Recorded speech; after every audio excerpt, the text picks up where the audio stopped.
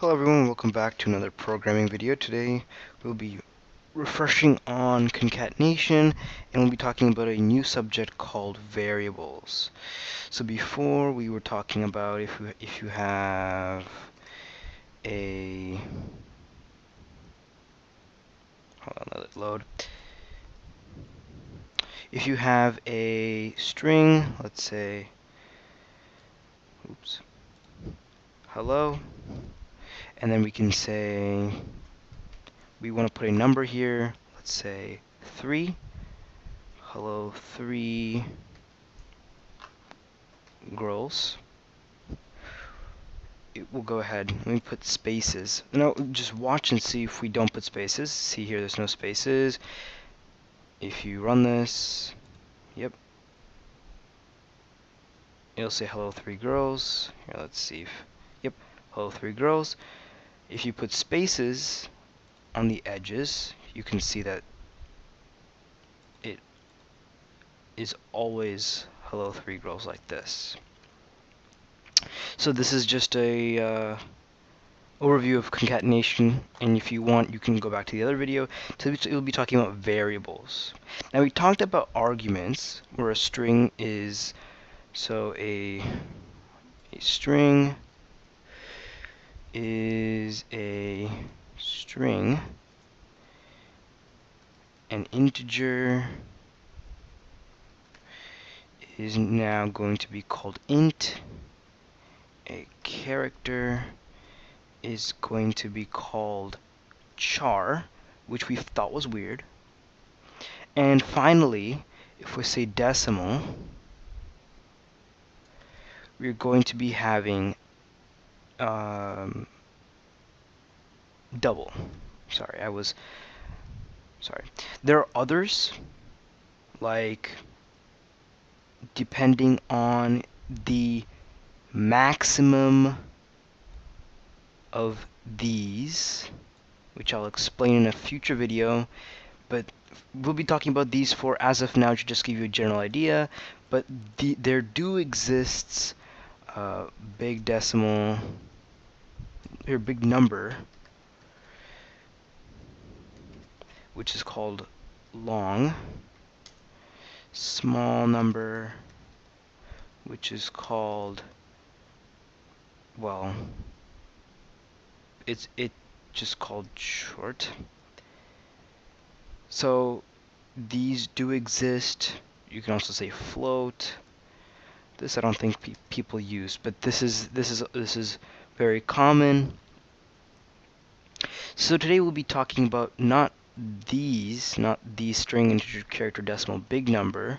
Well, big number we're not using, so let's put this off to the side. We'll be working with mostly these four, but there are others that exist. We're working with these four, and we'll mostly be talking about these on the right hand side. So again, what's the point of a variable? Well, in algebra, if we don't know the price of an original item and we do something to it and we have the final item, algebra makes it very easy to look at and see what the initial price is. For example, let's say I have girls in my class and there's only 3 of them. So hello 3 girls. But now I want to have an integer. 3 is an integer, so now I say int. Now this is the hardest part, at least for me. I'm not very creative, but you have to name this variable. So you say the argument and then name of the variable. So let's just say girls in my class. Okay, and it still gives an error. We have to set it to a value. This initializing to a value is called initializing the variable. When you give it a value, it's called initializing the variable. So you make it equal sign. Let's say I make it to 5. It still gives an error. Each time you write a line of code, you write a semicolon, and I've talked about this in my earlier videos, but this is just a refresher. So instead of writing 3, you can write hello, girls in my class, girls. So instead of writing hello 3 girls, it will say hello 5 girls.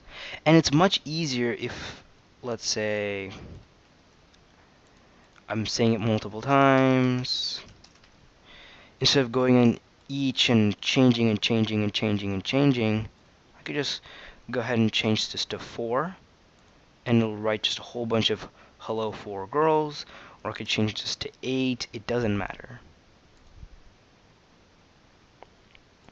One more example with strings, and I will include concatenation on this just for you to get some practice. So strings, we use a capital S. So capital S, string. Again, let's change, here, let's delete this. Hello, let's say just regular girls, equals. Now there's a rule with strings. The string should have these quotation marks, semicolon. Any string, see now there's no error. Any string needs to have this, so it depends on what we need to say. So let's say 3 girls, hello 3 girls, and now we just write girls,